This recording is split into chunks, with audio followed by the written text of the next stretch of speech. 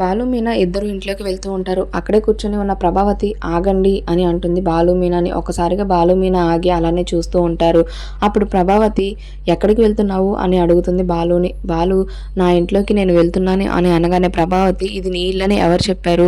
మర్యాదగా ఇంట్లో నుంచి బయటకు వెళ్ళిపోండి, ఇంట్లో ఉండడానికి వీల్లేదు అని అంటుంది. అప్పుడు బాలు మీనా షాక్ అయ్యి చూస్తూ ఉంటారు.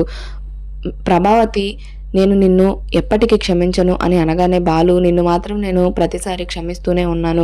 మీరు ఇంట్లో ఉండడానికి వీల్లేదు, బయటికి వెళ్ళిపోండి అని అంటుంది. అప్పుడు మీనా అసలు ఆయన్ని బయటికి ఎందుకు వెళ్ళమంటున్నారు అత్తయ్య అని అడగగానే ప్రభావతి మీరు చేసిన గొడవ వల్ల నా కొడుకు కోడలు ఇంట్లో నుంచి బయటకు వెళ్ళిపోయారు.